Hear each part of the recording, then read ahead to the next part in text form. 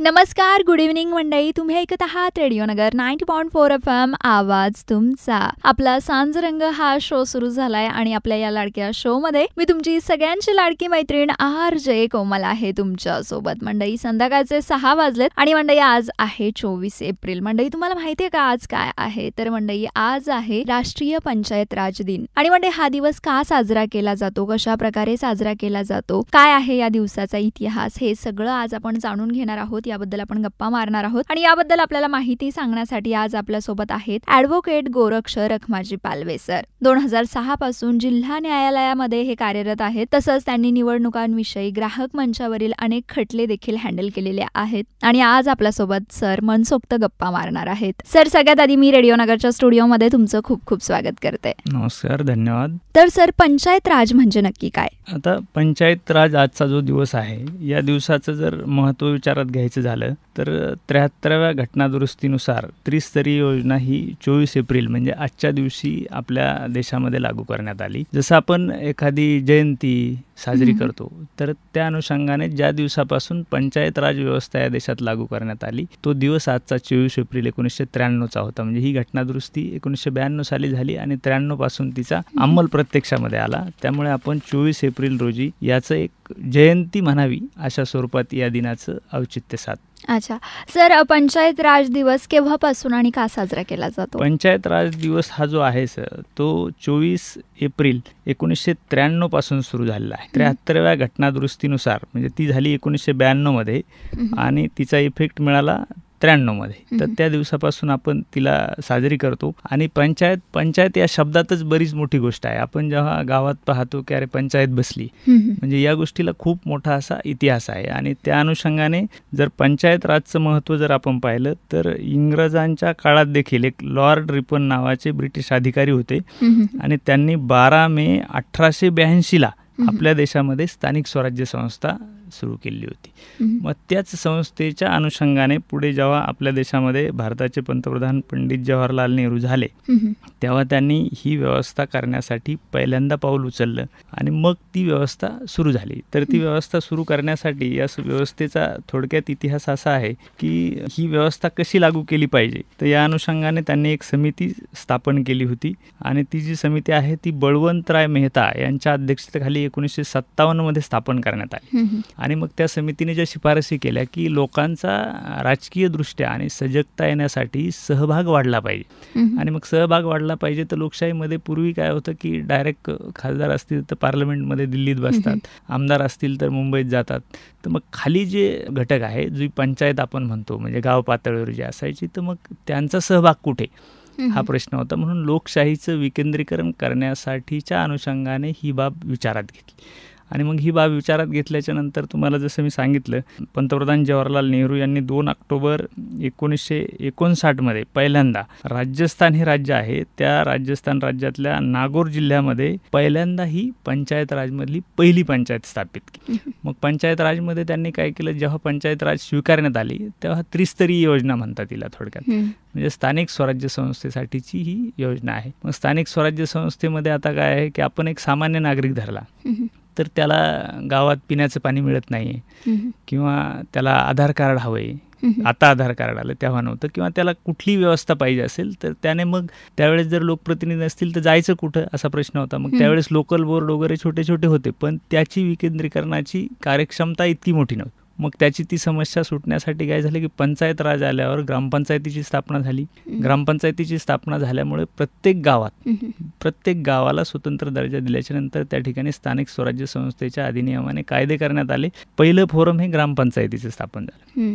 मग ग्रामपंचायतीवर नियंत्रण ठेवण्यासाठी पंचायत समिती, जी ब्लॉक डेव्हलपमेंटला म्हणतो आपण, म्हणजे तालुका स्तरावर आली. आणि त्या सगळ्या पंचायत समितीवर नियंत्रण ठेवण्यासाठी त्याची शिखर म्हणून जिल्हा परिषद करण्यात आली. मग या सगळ्यांना लोकप्रतिनिधी देण्यात आले. ग्रामपंचायतमध्ये लोकसंख्येच्या अनुषंगाने विषम प्रमाणात 5, 7, 13 आणि 15 आणि 17 यापर्यंत सदस्य असतात, त्यासाठी प्रभाग करण्यात आले. मग सामान्य माणसाला जेव्हा दिवाबत्तीची, पाण्याची, स्वच्छतेची, जे काही गावातली जी समस्या आहे ती त्याला निर्माण झाल्याच्या नंतर तो त्याच्या प्रभागातल्या या पंचायत राज व्यवस्थेमुळे निर्माण झालेल्या सदस्याला भेटतो, तो ती त्याला सांगतो. त्याने सांगितल्याच्या नंतर ती ग्रामपंचायत पुढे येते. मग ग्रामपंचायत अधिनियम तयार करण्यात आला. त्या अधिनियमाच्या अनुषंगाने मग ग्रामपंचायतीमधील ते सदस्य कसे असतील, त्यांच्या प्रभाग समित्या कशा असतील, त्यांना काय काय अधिकार असतील, ते कामकाज कसं करतील, मग त्यांना प्रशासनाच्या वतीने सहकार्य करण्यासाठी ग्रामसचिव, ज्याला आपण ग्रामसेवक म्हणतो किंवा ग्रामविकास अधिकारी असतो, तो त्या ग्रामपंचायतीचा सचिव म्हणून शासनाचा प्रतिनिधी म्हणून काम पाहत. म्हणजे ग्रामपंचायतीचे सदस्य लोकप्रतिनिधी म्हणून येतात आणि पंचायतीला लोकप्रतिनिधींच्या ज्या काही अडचणी आहेत आणि त्यांनी कसं कामकाज या स्थानिक स्वराज्य संस्थेच्या माध्यमातून करावं यासाठी तो ग्रामसचिव तो शासनाच्या वतीने मदत करतो आणि मग येणाऱ्या समस्या त्या पंचायतीमध्ये सोडवल्या जातात. आणि मग ग्रामपंचायतीच्या माध्यमातून जे अधिकार त्यांच्यापेक्षा वरिष्ठ पातळीवर आहेत तर ते पंचायत समितीमध्ये. तर या पंचायत समित्यांना पण लोकप्रतिनिधी देण्यात आले. म्हणजे पंचायत समित्यांना साधारणतः ग्रामपंचायतीला जसे लोकप्रतिनिधी आहेत तसेच एक 8-10 ग्रामपंचायती मिळून एक ब्लॉक तयार करण्यात आला. त्याला आपण गण असं म्हणतो. आणि मग या ब्लॉकला देखील एक पंचायत समितीचा सदस्य करण्यात आला आणि असे तालुक्यामध्ये एक 8-4 जशी लोकसंख्या असेल त्या तुलनेत गण करण्यात आले आणि त्या सर्व गणांचा मिळून एक पंचायत समितीचा सभागृह करण्यात आला आणि त्या सभागृहाला देखील एक सभापती देण्यात आला आणि तो सभापती देखील या सदस्यामधून निवडला जातो.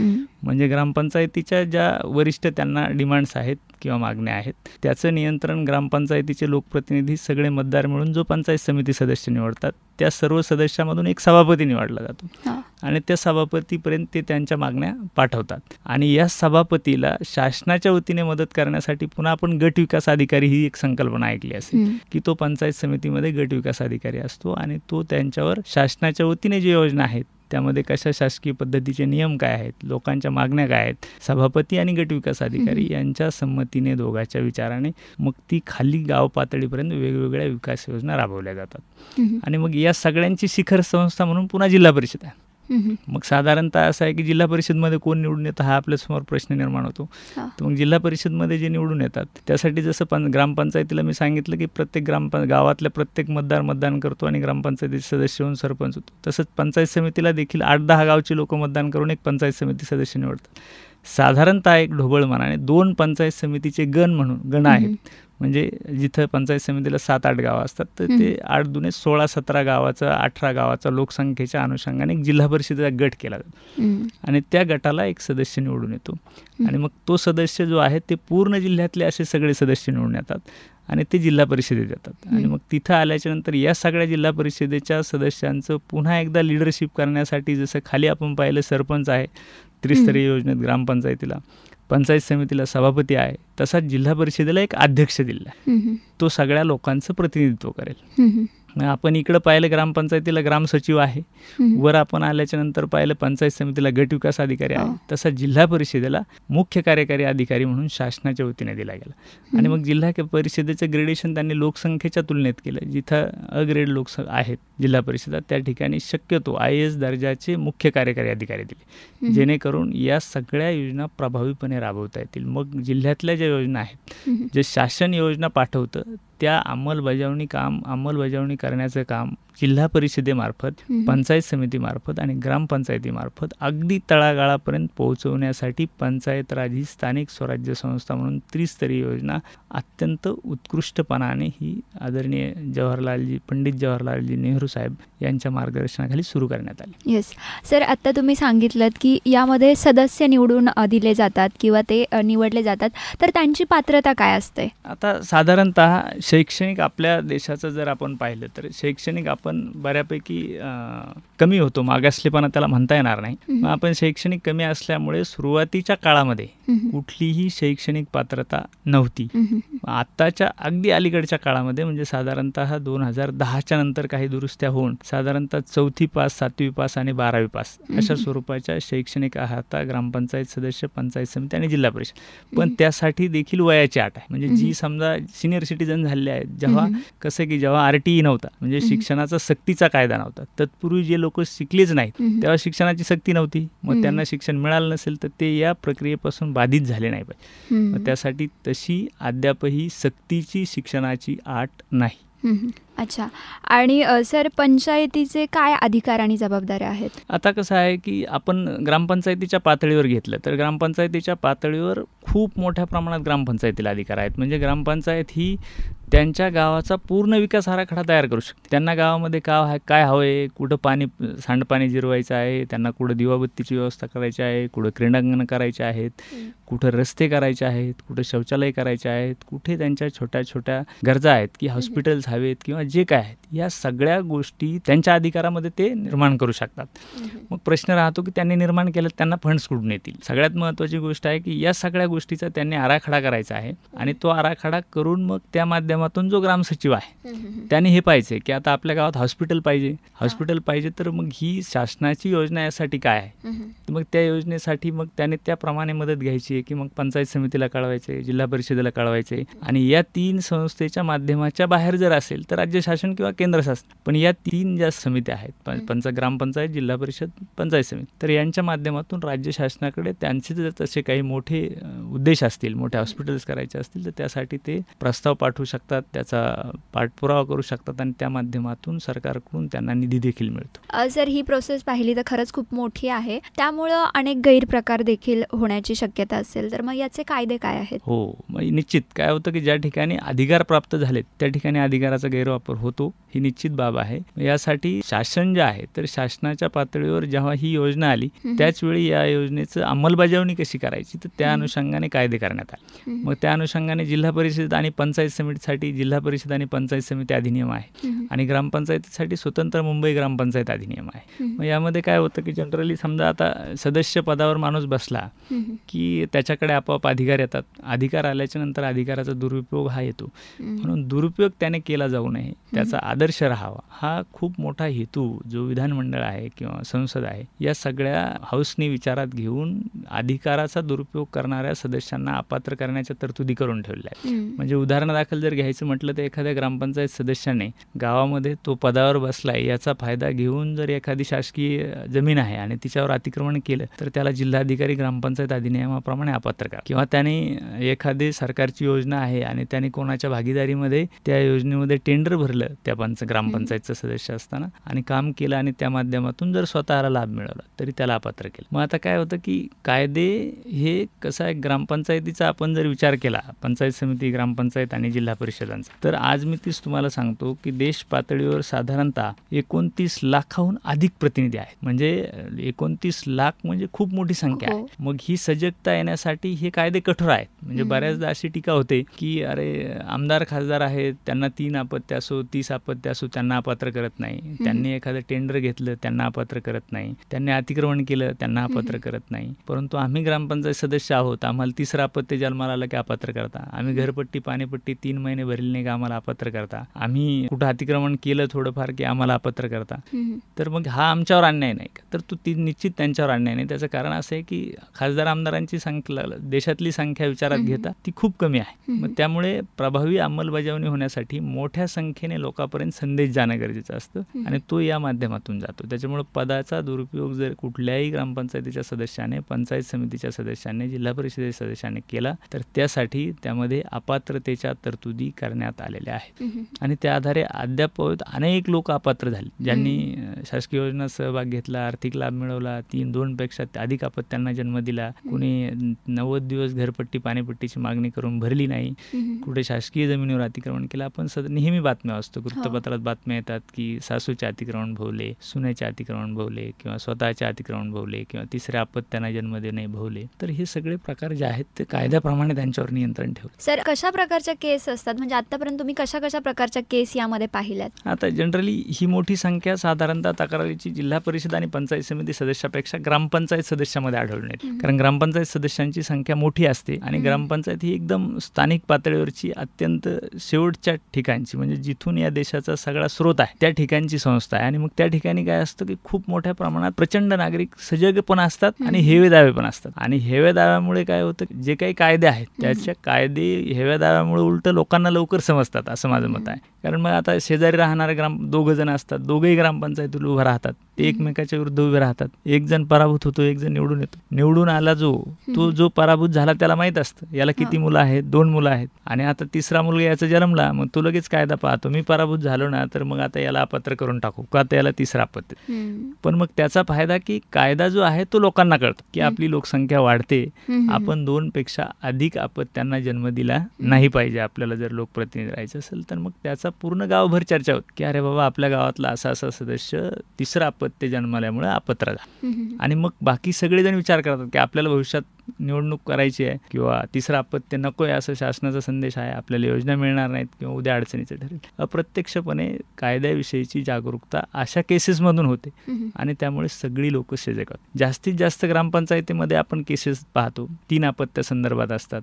बरेचशी लोक काय झाले की गाव पातळीवर बऱ्याचशा सरकारच्या मिळकती आहेत त्या पडीक पडलेल्या असतात. सरकारकडे इतकी मोठी मनुष्यबळाची व्यवस्था नसल्यामुळे त्या अशाच पडून राहतात. मग शेजारी ज्याची जमीन आहे, शेजारी जो राहतो तर अशी लोक अतिक्रमण करतात किंवा काही लोक स्वतःचं बळ, गावात असणारं पद, प्रतिष्ठा याच्या माध्यमातून देखील अतिक्रमण करतात आणि त्या मिळकतीवर ताबा बसवतात. पण तीही जेव्हा या प्रक्रियेत प्रतिष्ठेसाठी येतात सदस्य होण्यासाठी त्यावेळेस निश्चितपणाने त्यांना राजकीय कोणीतरी विरोधक लाभतो आणि तो विरोधक लाभला की त्यांचे अतिक्रमण रेकॉर्डवर येतात, ते अपात्र होतात, पर्यायाने त्यांना ते अतिक्रमण काढावे लागतात.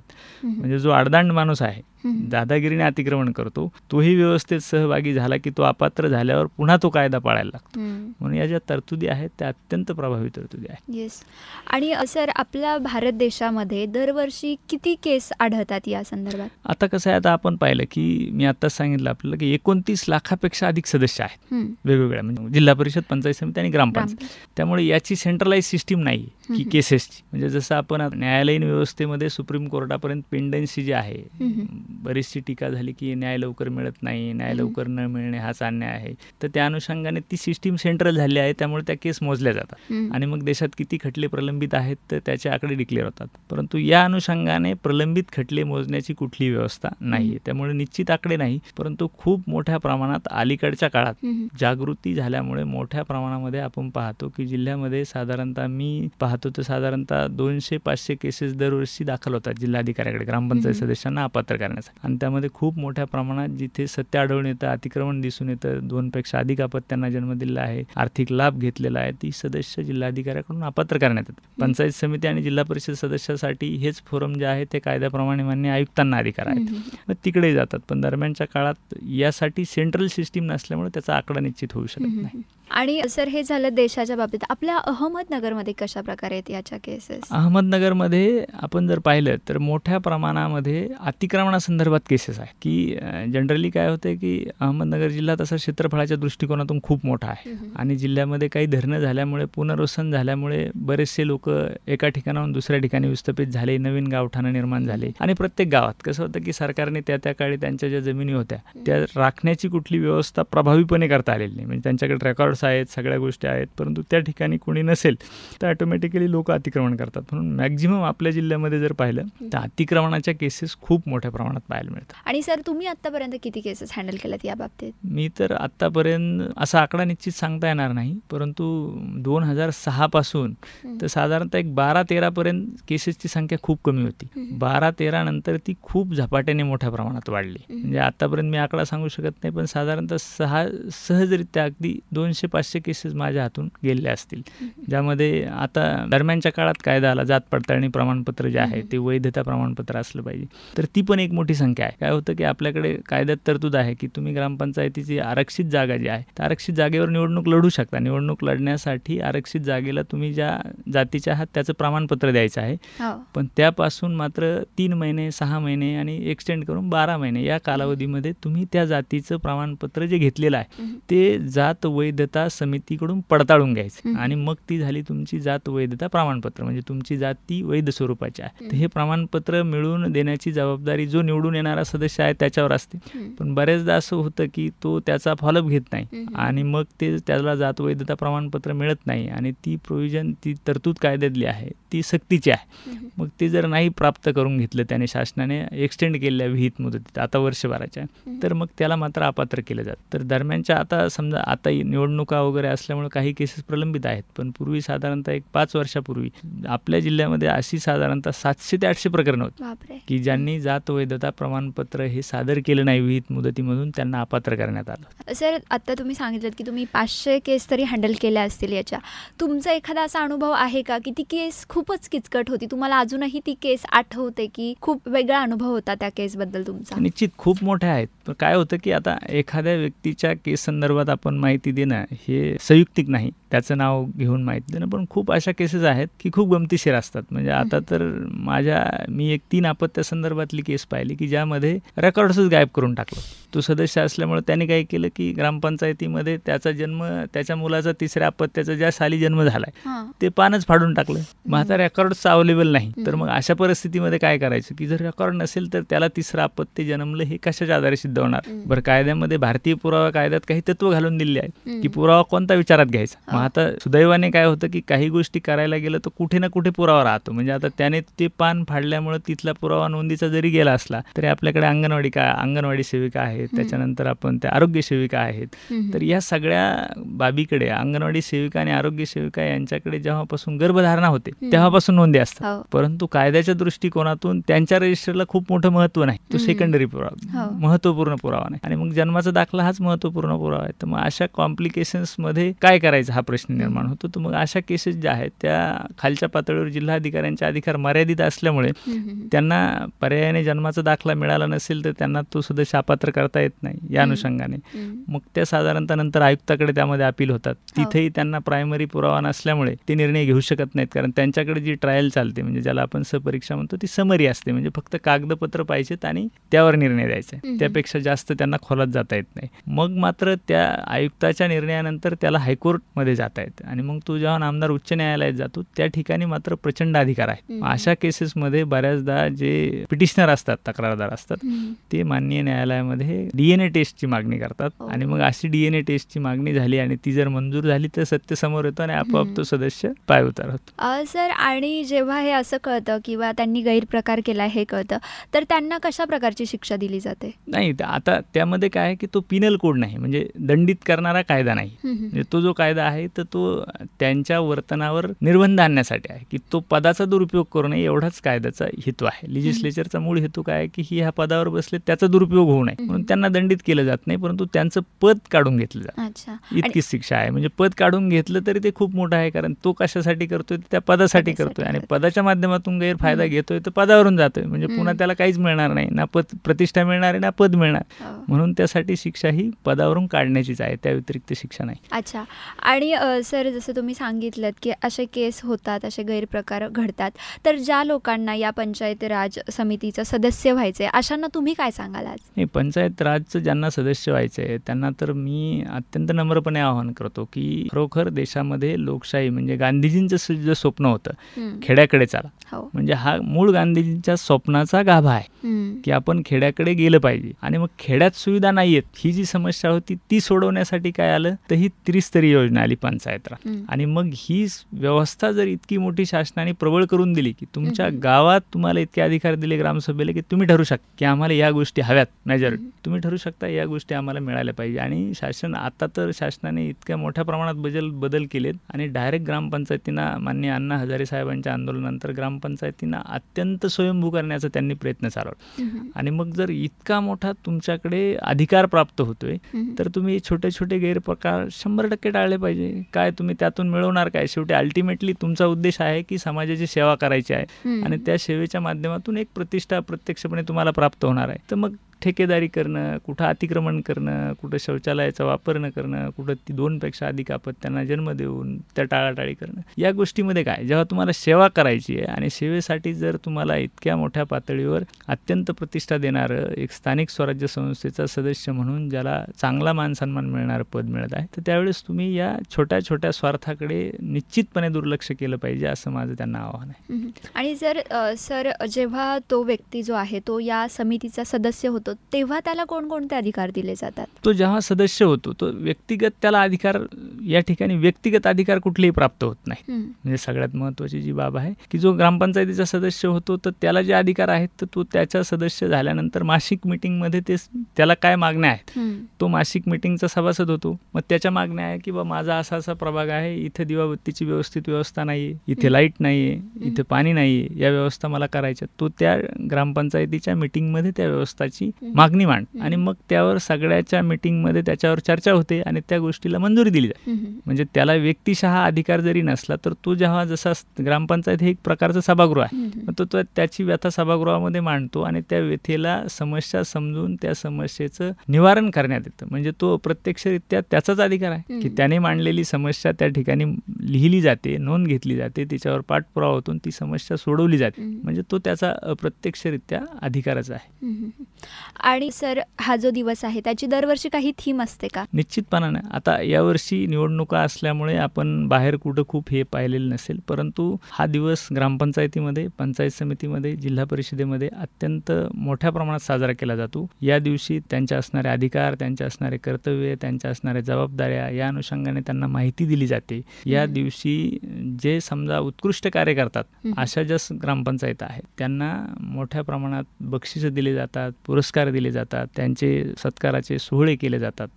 खूप मोठ्या प्रमाणात हा साजरा केला जातो. सर आता तुम्ही सांगितलं की पुरस्कार दिले जातात, तर आतापर्यंत पंचायत राज दिनानिमित्त कोणकोणते पुरस्कार देण्यात आलेले आहेत? आता पंचायत राज दिनानिमित्त जर आपण पाहिलं तर दीनदयाल उपाध्याय पंचायत सशक्तीकरण पुरस्कार आहे. तो 3 स्तरासाठी आहे, म्हणजे ग्रामपंचायतीसाठी आहे, जिल्हा परिषदेसाठी आहे आणि पंचायत समितीसाठी आहे. नानाजी देशमुख राष्ट्रीय गौरव ग्रामसभा पुरस्कार आहे, तोही 3 स्तरासाठी दिला जातो. ग्रामपंचायत विकास योजनेचा पुरस्कार आहे, बालसुलभ ग्रामपंचायतीचे पुरस्कार आहेत आणि या व्यतिरिक्त खूप आहेत. म्हणजे आता तर शासनाने जे स्वच्छ ग्राम आहे त्यासाठी दिले, जे आरोग्य ग्राम आहे त्यासाठी दिले, जे आणखी काही वेगळेपणाने हे करेल तर ह्या पुरस्कारासोबत त्या ग्रामपंचायतींना मोठा निधी पण दिला जातो. म्हणजे जर एखादे स्वच्छ ग्राम झालं तर त्या ग्रामपंचायतीची लोकसंख्या विचारात घेऊन त्या ठिकाणी आणखी कसे प्रोजेक्ट्स राबवता येतील त्यासाठी मोठ्या प्रमाणात निधी अगदी सहज सुलभपणे उपलब्ध करून दिला जातो. त्याचं आपण उदाहरण घेतलं तर आपल्या नगर जिल्ह्यात हिवरे बाजार गाव आहे, पाथर्डी तालुक्यात लोहसर गाव आहे, माननीय अण्णासाहेब हजारेंचं गाव आहे, खूप आदर्श गाव आहे. मग त्या ठिकाणी वेगवेगळे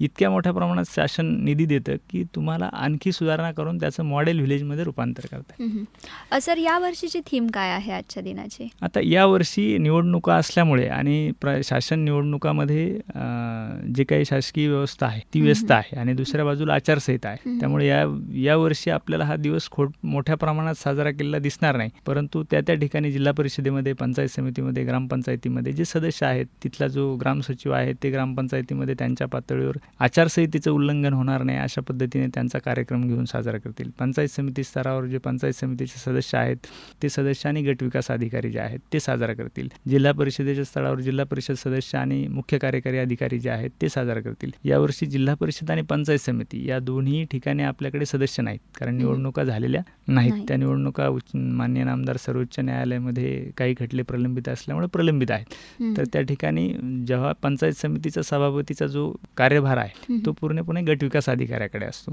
जेव्हा प्रशासक म्हणून ते काम पाहतात सभापतीचे पण, कारण कायद्यात तशी तरतूद आहे. आणि जिल्हा परिषदेमध्ये मुख्य कार्यकारी अधिकारी आहेत तर त्यांच्याकडे तो जिल्हा परिषदेचा अध्यक्ष म्हणून, प्रशासक म्हणून कार्यभार आहे, तर त्यांच्या पातळीवर तो साजरा होणारच आहे. अच्छा सर, खरं तर हा जो दिवस होता ना त्याची माहिती खूप जणांना माहीत नव्हती, पण आज तुमच्यामुळे बऱ्याच माहिती आम्हाला मिळाली आहे. खरं तर मला देखील आज खूप जास्त माहिती त्याबद्दल मिळाली आहे आणि जी आपली सामान्य जनता आहे ना तिला देखील हे माहीत नव्हतं आणि माहीत असणं खूप गरजेचं आहे, कारण प्रत्येकाला प्रत्येक गोष्ट, आपण लोकशाहीमध्ये जगतो म्हटल्यावर माहिती असायला पाहिजे. तर सर आजच्या दिनानिमित्त तुम्ही आपल्या या जनतेला काय सांगाल? मी आपल्या जनतेला अत्यंत नम्रपणे सांगतो की बऱ्याचदा काय होतं की गावागावामध्ये पंचायत समिती स्तरावर, जिल्हा परिषदेच्या गटाच्या स्तरावर काय आता राजकीय पक्षांची जी आहे, राजकीय पक्ष काय करतात की आता पंचायत समिती, जिल्हा परिषद, विधानसभा, लोकसभा या स्तरावर त्यांना पक्ष म्हणून चिन्ह घेऊन निवडणूक लढवता येते. परंतु ग्रामपंचायत स्तरावर चिन्ह घेऊन निवडणूक लढवता येत नाही आता, कारण त्या ठिकाणी पॅनलची पद्धत आहे. पण आता समस्या काय होते की जिल्हा परिषद, पंचायत समिती, विधानसभा, लोकसभा निवडणुका लढायच्या आहेत म्हणून पक्षाने बांधणी करताना तो काय करतो, ग्रामपंचायत पातळीपासून करतो. आणि पक्षीय बांधणी व्हायला लागल्यामुळे गावामध्ये हेवे दावे वाढण्याचं प्रमाण थोडं अधिक झालं आणि ते अधिक झाल्यामुळे ग्रामपंचायत सदस्य झाल्यानंतर किंवा पंचायत समिती सदस्य झाल्यानंतर, जिल्हा परिषद सदस्य झाल्यानंतर स्वाभाविकपणे राजकीय प्रतिस्पर्धी जे असतात किंवा विरुद्ध गटाचे जे लोक असतात ते त्रास देण्याची प्रथा, परंपरा ही मानव निर्मितीपासूनच आहे, ती काय अपवाद असू शकत नाही. यामुळे नवीन तरुण जे आहेत त्यांची पालक असतात किंवा हे असतात की मुलगा जरी इंटरेस्ट राजकारणात त्याला रस असेल किंवा या लोकप्रतिनिधी होण्यात रस असेल तर ते सांगतात की नाही बाबा इथे विरोध होतो, त्रास होतो, बदनामी होते, लोक आपल्याविषयी खोटं बोलतात, खोटं पसरवतात.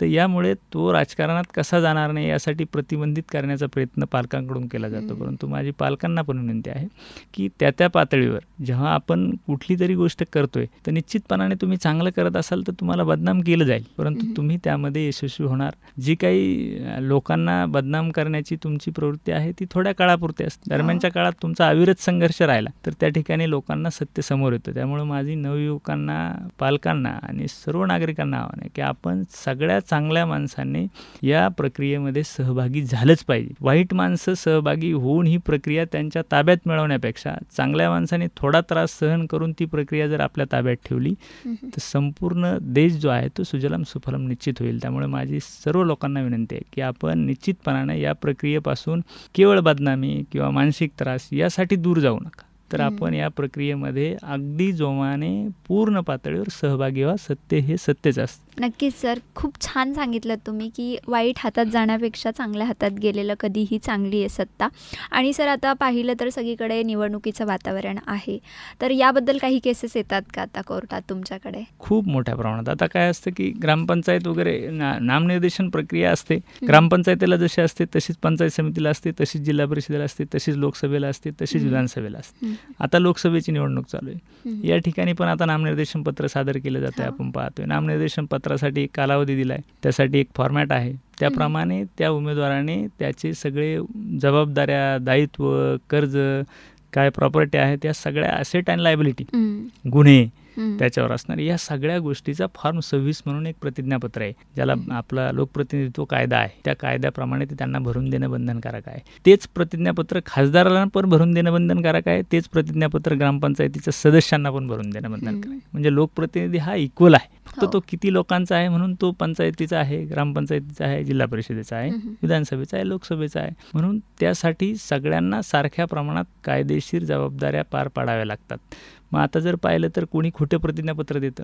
बऱ्याचशा तक्रारी आपण पाहतो मोठमोठ्या याच्या राजकीय पक्षाच्या गाजल्या आहेत की यांनी प्रतिज्ञापत्रामध्ये या गुन्ह्याची माहिती दिली नाही, या संपत्तीची माहिती दिली नाही, किंवा त्यांनी या अपत्यांची माहिती दिली नाही. अशा काही माहिती लपवल्या गेल्या तर त्याच्यावर कायदेशीर कारवाई होते. त्यामध्ये त्यांना शिक्षा देखील होऊ शकते जर भारतीय दंडविधानाखाली त्याप्रमाणे जर कोणी केस केली तर. आणि प्रत्येक नागरिकाला म्हणजे आता जेव्हा नामनिर्देशन पत्र या पुराव्यानेशी दाखल केलं जातं तर ते दाखल झाल्यापासून विदिन काही तासामध्ये इलेक्शन कमिशन जे आहे तर ते पब्लिक डॉमेनवर प्रसारित करतं लगेच की, आणि मग सामान्य माणूस देखील त्याच्या गावात बसून ऑनलाईन पाहू शकतो की ह्या माणसाला किती कर्ज आहे, या माणसाला किती प्रॉपर्टी आहे, किती जमिनी आहेत, किती गुन्हे आहेत. आणि त्याला जर वाटलं की यात काहीतरी त्याने चुकीचं दिलंय तर तो त्यासाठी ज्या दिवशी हरकतीची तारीख नेमलेली आहे त्या दिवशी येऊन त्यावर हरकत घेऊ शकतो. ती हरकत वैध आहे अवैध आहे ही तो संबंधित निवडणूक निर्णय अधिकारी तपासतो आणि त्याप्रमाणे न्याय निर्णय देतो. अच्छा.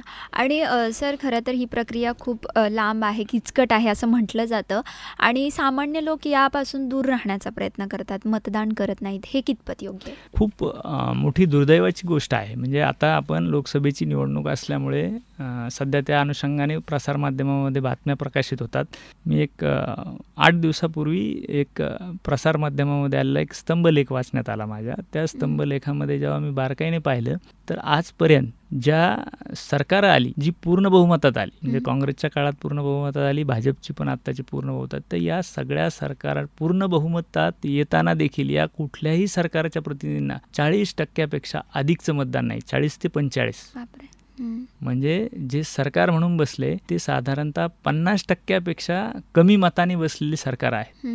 म्हणजे आजपर्यंतच्या इतिहासामध्ये एकही 50% आणि अबाऊ बहुमतात असताना कुठलंही सरकार स्थापित झालेलं नाही. म्हणजे तसं जर पाहिलं तर खूप आपण म्हणजे अत्यंत आपण स्वतः मतदार आहोत ही म्हणून घेण्याची बाब शर्मेची आहे. प्रत्येक मतदाराला निश्चितपणे एकही माणूस या सृष्टीत असा नाही की जो बोट दाखवत नाही, तो रस्त्याने चालला म्हणतो रस्ता नीट नाही, कुठे आरोग्य व्यवस्थेकडे गेला की आरोग्य व्यवस्था नीट नाही, शाळेत गेला की शाळा नीट नाही, कुठे न्यायालयात गेला की तो म्हणतो इथे न्याय मिळत नाही. ह्या गोष्टी जेव्हा प्रत्येक माणूस बोलू शकतो तो प्रत्येक माणूस मत का करू शकत नाही? किती दुर्दैवी गोष्ट. जर प्रत्येक माणसाने मत जर केलं तर ही व्यवस्था जी आहे, कोणत्याही व्यक्तीला म्हणण्याची वेळ येणार नाही की बा इथं रस्ता खराब आहे, इथं आरोग्याच्या सुविधा नाहीत किंवा इथं पाणी मिळत नाही, हे म्हणण्याची गरजच पडणार नाही. का तर प्रत्येकाने मतदान केलं. प्रत्येकाने मतदान केलं तर तितकं प्रबळ असं सरकार येईल, तितकी चांगली लोक सरकारमध्ये येतील आणि आपोआप त्या समस्या सुटतील आणि सगळं चांगलं असेल. पण आपण सगळे चांगलं म्हणत नाही आणि मत करत. म्हणून माझं सर्व नागरिकांना नम्र निवेदन आहे, कुणीही ज्याला चालता येते, ज्याला बोलता येते आणि ज्याला मत मांडता येते, या माणसाने मतदानापासून कधीही अलिप्त राहू नये आणि निश्चितपणानं मतदान केलं पाहिजे. आणि भारत निवडणूक आयोगाने यावर्षी तर अशी सुविधा केली आहे की ज्या अपंग आहेत, दिव्यांग आहेत, वयोवृद्ध आहेत, त्यांना घरात येऊन सुद्धा मतदान घेऊन जायला तयार. म्हणजे यापेक्षा इतकी जर व्यवस्था आपल्यासाठी संधी देत असेल तर या संधीचा फायदा उठून सगळ्यांनी मतदान केलं पाहिजे. आपण ते करत नाही आणि उलट लोक म्हणणार नाही त्याचं काय, याचं काय, याने समस्या कधीही सुटणार नाही. जोपर्यंत आपल्या देशामध्ये किमान 70% अधिक मतदान होणार नाही तोपर्यंत परिस्थिती बदलणं खूप कठीण आहे. 70% म्हणजे निवडून येणाऱ्यांसाठी. म्हणजे तसं मतदान हे पूर्णच व्हायला हवं. म्हणजे 5-10% लोक आहेत त्यांना आपण अपवादात्मक परिस्थितीमध्ये समजू शकतो. कोणी अचानक मतदानाच्या दिवशी हॉस्पिटलला ॲडमिट होतो, कोणाला घेऊन जावं लागतं, कोणाचं निधन होतं, अशा अनेक गोष्टी आहेत की ज्या मानवाला समस्या आहेत.